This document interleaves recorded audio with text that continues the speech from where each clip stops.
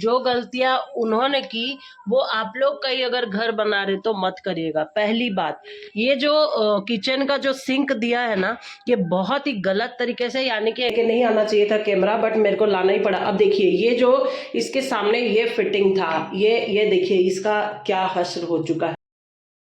तो नमस्कार जी दोस्तों, फिर से आ गई हूँ एक और वीडियो लेके। वीडियो क्या, ये आज मेरी कहानी ही है। आज जो परेशानी मुझे दिख रही है इसे ही मैं लेकर आई हूँ।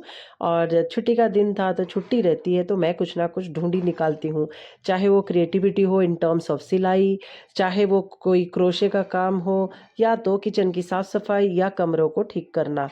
तो आज इस कड़ी में मैं करने जा रही हूँ कुछ सिलाई और किचन की साफ़ सफाई। तो सबसे पहले शुरुआत कर दी मैंने नाश्ता बनाने में। ऑफ कोर्स पोहा बना लिया।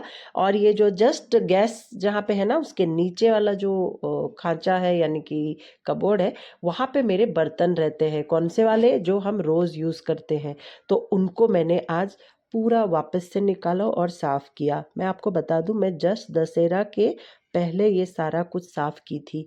और यहाँ पे ना कोयले का परत जो है बहुत जम जाता है, मुझे अच्छा नहीं लगता। साथ ही साथ ये जो जॉइंट से ये जो बढ़ई का काम कारपेंटरी हुआ था, वो सारे चीज़ें ना बहुत ही तकलीफ़देह हो गई है मेरे लिए हमेशा के लिए। तो कुछ ना कुछ वहाँ से देखो गिरते रहता है इस तरह से। तो इसे भी मुझे साफ़ करना पड़ता है समय समय पे। और अपना काम जो है ना, खुद से करे तो वो बहुत अच्छे से होता है। दूसरों के भरोसे हर काम नहीं कराया जा सकता। यही कारण है, जब मुझे कोई चीज़ की डीप क्लीनिंग करनी हो ना, मैं मेड्स को नहीं बोलती हूँ, इनफैक्ट खुद करने की कोशिश करती हूँ। क्योंकि अपने हाथ से किया हुआ काम जो है वो ऑब्वियसली बहुत ही अच्छा होता है। तो मैंने लगा लिया झाड़ू, अभी 1 डेढ़ महीना भी नहीं हुआ है। देखिए इतना सारा उसमें से पता नहीं कहाँ से रेती वगैरह निकल रहा है। इसे मैं साफ़ कर ली, वाइप अप कर ली। अब इसके ऊपर मैं कुछ शीट्स फैला दूंगी, इसके बाद पेपर डालूंगी। पेपर, न्यूज़पेपर फैलाने का मकसद ये रहता है, कई बार बर्तन थोड़े मोड़े गीले रह जाते हैं, उसे हम ऐसे ही रख देते, तो न्यूज़पेपर में क्या होता है, वो गीलापन जो है ऑब्जॉर्व हो जाता है और पानी सूख जाता है, गंदी बदबू नहीं आती। तो ये एक अच्छी सी शीट थी। अब मैं सोच रही थी इसे काट के डालूं कि नहीं डालूं।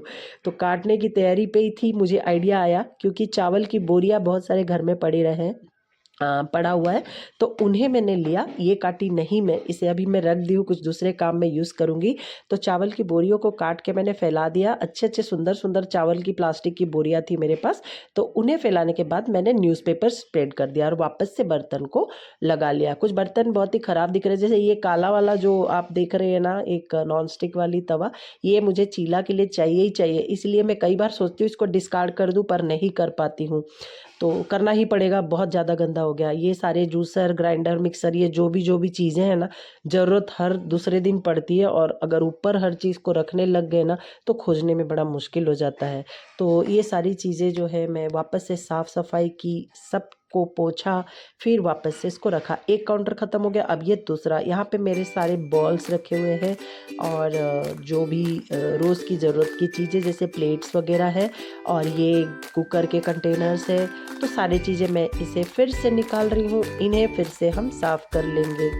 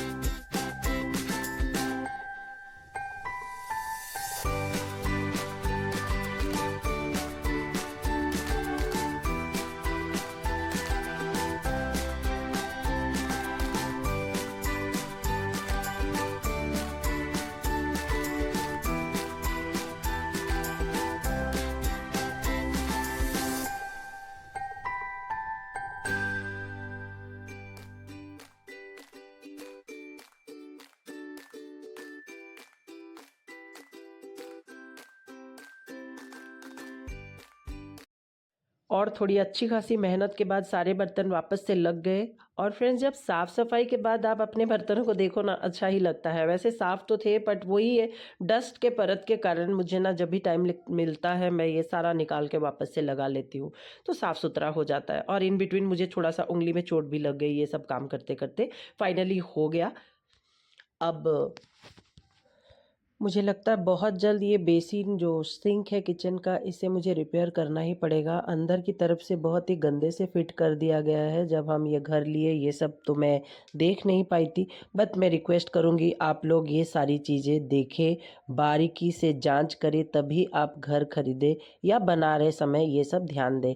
दूसरी इम्पॉर्टेंट बात ये देखिए, ये जगुआर की फिटिंग्स लगी हुई थी जब हमने ये घर हैंडओवर ली। इसे मैं रिपेयर कराने वाली थी, अपने तरफ से रिपेयर कराने वाली थी, क्योंकि जब से हम आए ना यहाँ पे ये देखिए, ये फ्लश टैंक का ये बटन टूटा हुआ है और अंदर एक स्प्रिंग फंसा हुआ है। तो ये देखिए, ये नल के हालात क्या ख़राब है। तो जब भी मैंने उनको बुलाया वो आए, वो खुद ही कंपनी वाले भी इसे खोल नहीं पाए। क्यों? क्योंकि बिल्डर्स के जो लोग ये फिटिंग किए हैं उन्होंने गलती की है, पता नहीं कैसे इसे डाल दिए हैं और वो अब निकल ही नहीं रहा है। मुझे लगता है ये पूरा सिस्टम, ये जो पीछे दिख रहा है दीवार, इसे फोड़ना पड़ेगा। बहुत ही कॉस्टली वाला काम है फ्रेंड्स। तो जो गलती हम लोगों ने किया बिना देखे ये सब फाइनलाइज किए, आप लोग ये गलती कतई मत करिएगा। जहाँ कहीं घर देख रहे या खरीद रहे, पहले ये सारी चीज़ें आप क्लियर करिए। दूसरी बात, हमारे यहाँ जो भी फिटिंग्स लगे हैं लिखा तो है जगुआर का, अब पता नहीं ये सिरेमिक जो चीज़ें लगा रखी है वो भी काफ़ी ऐसे ही है, इकोनॉमी क्लास के हैं। और दूसरा ये जो ये क्या बोलते हैं इसे, शावर में भी पता नहीं अपने आप ही ब्लॉकेज हो गए हैं। ये भी एक टेंशन वाली बात है।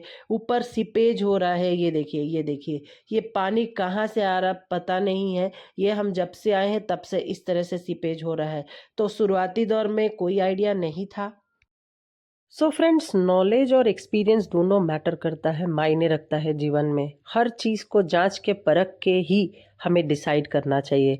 तो ये वीडियो उम्मीद करती हूँ आपको थोड़ा कहीं ना कहीं हेल्प ज़रूर करेगा अपनी कोई भी डिसीजन लेने से पहले। और हर चीज़ के लिए हम ज़रूरी नहीं हमेशा अच्छी अच्छी चीज़ों के ऊपर ही अपना फोकस करें। जो प्रैक्टिकल रियलिटी होती है उस पर भी चर्चा करना बहुत आवश्यक होता है जीवन में। तो कोशिश करती हूँ कि कुछ ऐसी ही चीज़ें लेकर आऊँ जिससे मुझे तो फ़ायदा मिलेगा ही। मैं तो क्रिएटिव पर्सन हूँ, साथ ही साथ मेरे जो सब्सक्राइबर्स हैं उन्हें भी कुछ ना कुछ मदद ज़रूर मिले। मैं जानती हूँ बहुत सारे लोग मेरे वीडियो देखते तो हैं, भले ही वो सब्सक्राइब ना किए हों, but yes, being a teacher it is my responsibility कि मेरे पास जो भी अनुभव है मैं उनको आपके साथ शेयर करूँ। आज तो साफ़ सफाई हो गई लगभग मेरी 80%। तो मिलते हैं बहुत जल्द एक और वीडियो के साथ, तब तक bye bye. Watch out my next video. Thank you.